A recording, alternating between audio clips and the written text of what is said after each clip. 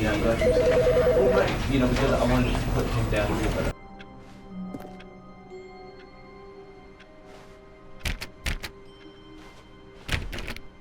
All of his co-workers were gone. What could it mean? Stanley decided to go to the meeting room. Perhaps he had simply missed a memo. No matter how hard Stanley looked, he couldn't find a trace of his co-workers.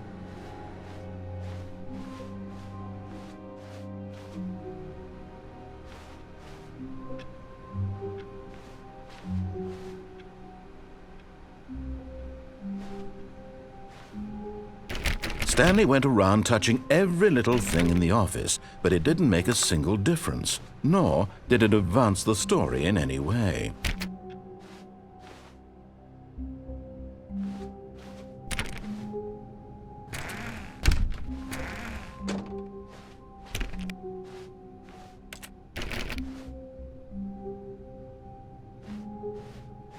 When Stanley came to a set of 2 open doors, he entered the door on his left. This was not the correct way to the meeting room, and Stanley knew it perfectly well. Perhaps he wanted to stop by the employee lounge first, just to admire it.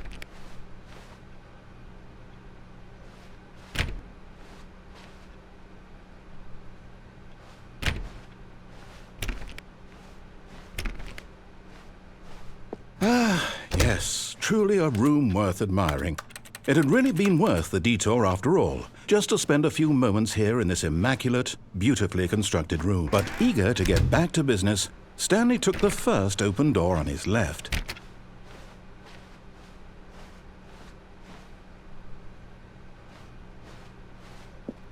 Stanley was so bad at following directions, it's incredible he wasn't fired years ago.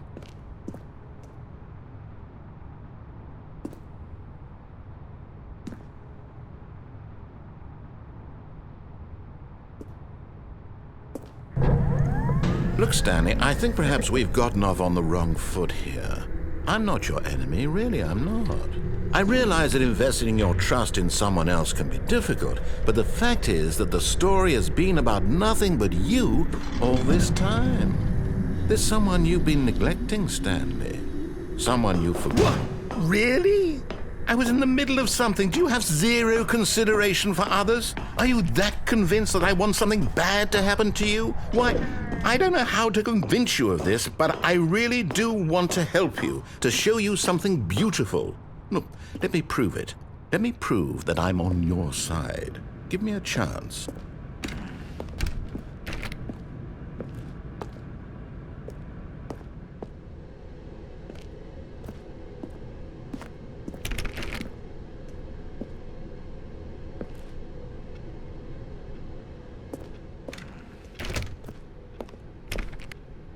Now listen carefully, this is important. Stanley walked through the red door. Aha, perhaps you misunderstood. Stanley walked through the red door. I still don't think we're communicating properly. Stanley walked through the red door. All right, fine, go ahead, Stanley.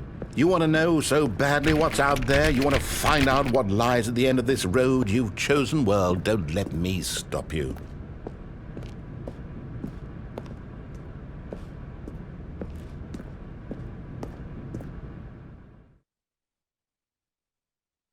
You see? There's nothing here. I haven't even... Yeah, I'm glad you said that. All right. Because I wanted to put him down a little better. When Stanley came to a set of 2 open doors, he entered the door on his left.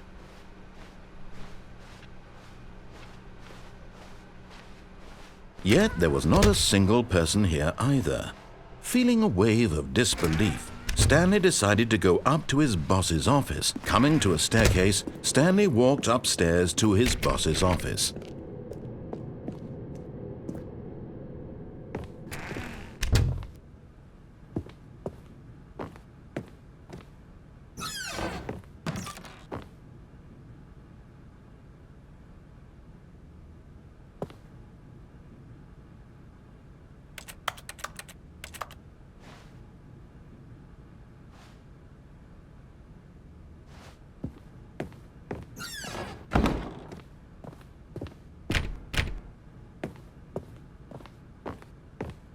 Stepping into his manager's office, Stanley was once again stunned to discover not an indication of any human life. Shocked, unraveled, Stanley wondered in disbelief who orchestrated this, what dark secret was being held from him. What he could not have known was that the keypad behind the boss's desk guarded the terrible truth that his boss had been keeping from him, and so the boss had assigned it an extra secret PIN number, 2845. But of course, Stanley couldn't possibly have known this.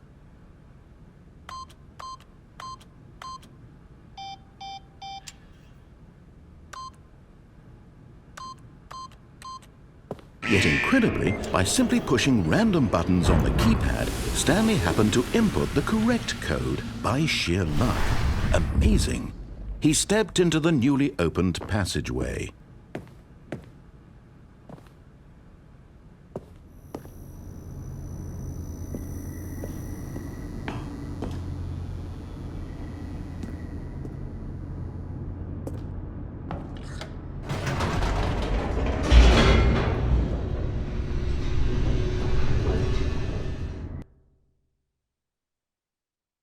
Descending deeper into the building, Stanley realized he felt a bit peculiar. It was a stirring of emotion in his chest, as though he felt more free to think for himself, to question the nature of his job. Why did he feel this now, when for years it had never occurred to him? This question would not go unanswered for long.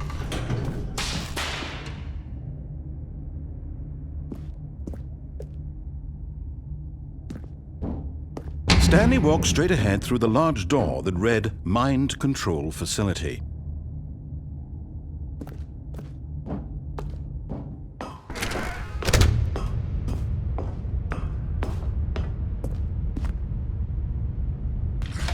The lights rose on an enormous room packed with television screens.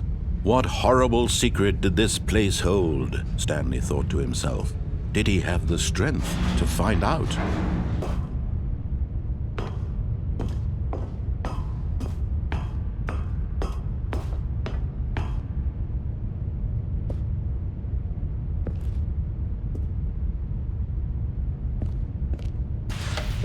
Now the monitors jumped to life, their true nature revealed.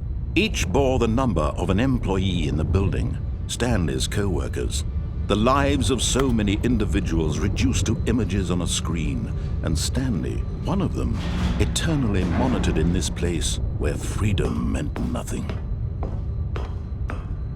Because I wanted to put him down a little better. Back to the office. He wanted to wander about and get even further off track. So now in order to get back, he needed to go, from here it's, oh, no, it's to the right, my mistake.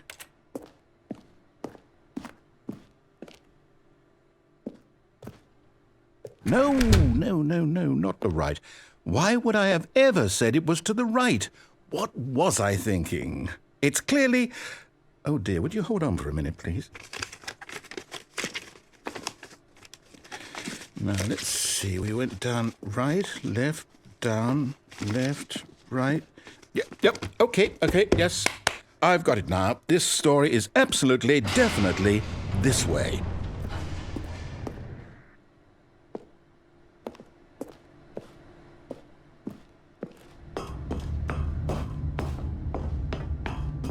No.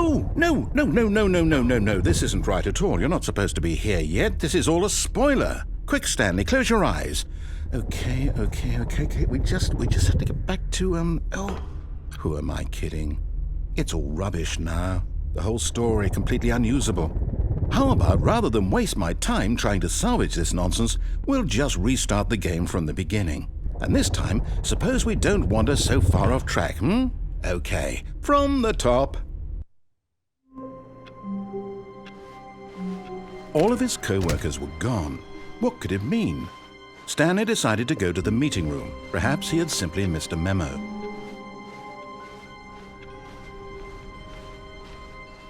When Stanley... Wait, what? No, I restarted. I swear I definitely restarted the game over, completely fresh. Everything should be... Or did something change? Stanley, did you change anything when we were back in that room with all the monitors? Did you move the story somewhere or... Hold on. Why am I asking you? I'm the one who wrote the story. It was right here just a minute ago. I know for sure that it's here somewhere. Okay, then. It's an adventure. Come, Stanley. Let's find the story.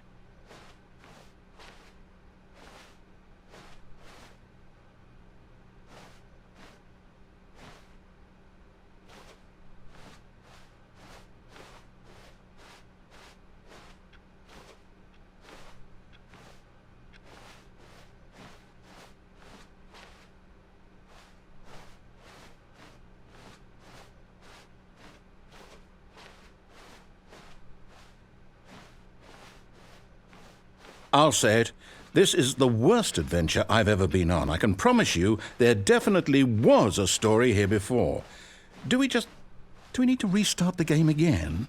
Well, I find it unlikely that we'll ever progress by starting over and over again, but it's got to be better than this. Okay, let's give it a shot. Why not?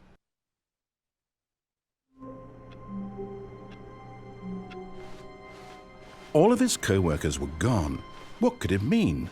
Stanley decided to go to the meeting room. Perhaps he had simply missed a memo.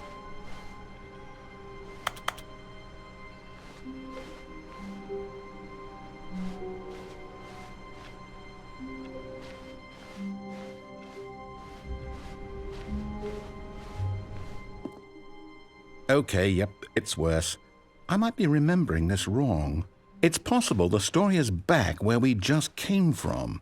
Why don't we go back the other direction and see if we missed anything? Because I wanted to put him down a little better. When Stanley came to a set of 2 open doors, he entered the door on his left. Yet there was not a single person here either. Feeling a wave of disbelief, Stanley decided to go up to his boss's office, hoping he might find an answer there.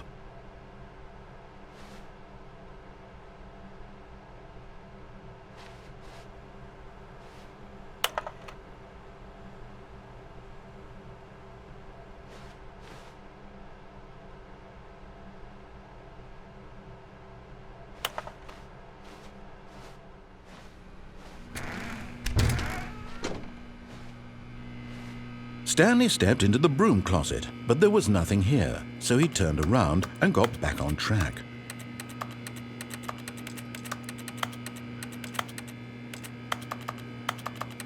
There was nothing here, no choice to make, no path to follow, just an empty broom closet.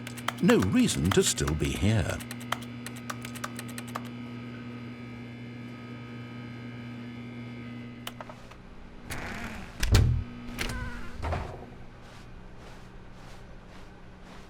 Coming to a staircase, Stanley walked upstairs to his boss's office.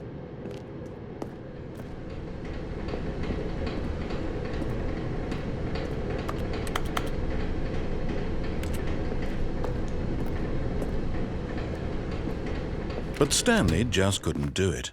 He considered the possibility of facing his boss. Admitting he had left his post during work hours, he might be fired for that. And in such a competitive economy, why had he taken that risk? All because he believed everyone had vanished? His boss would think he was crazy. And then something occurred to Stanley. Maybe, he thought to himself, maybe I am crazy. All of my co-workers blinking mysteriously out of existence in a single moment for no reason at all? None of it made any logical sense. And as Stanley pondered this, he began to make other strange observations. For example, why couldn't he see his feet when he looked down? Why did doors close automatically behind him wherever he went? And for that matter, these rooms were starting to look pretty familiar. Were they simply repeating? No, Stanley said to himself, this is all too strange. This can't be real. And at last, he came to the conclusion that had been on the tip of his tongue. He just hadn't found the words for it. "I'm dreaming!" he yelled. "This is all a dream." Oh, what a relief Stanley felt to have finally found an answer, an explanation. His co-workers weren't actually gone. He wasn't going to lose his job. He wasn't crazy after all. And he thought to himself, I suppose I'll wake up soon. I'll have to go back to my boring real-life job pushing buttons. I may as well enjoy this while I'm still lucid. So he imagined himself flying and began to gently float above the ground. Then he imagined himself soaring through space on a magical starfield, and it too appeared. It was so much fun, and Stanley marveled that he had still not woken up. How was he remaining so lucid? And then perhaps the strangest question of them all entered Stanley's head. One he was amazed he hadn't asked himself sooner. Why is there a voice in my head dictating everything that I'm doing and thinking? Now the voice was describing itself being considered by Stanley, who found it particularly strange. I'm dreaming about a voice describing me, thinking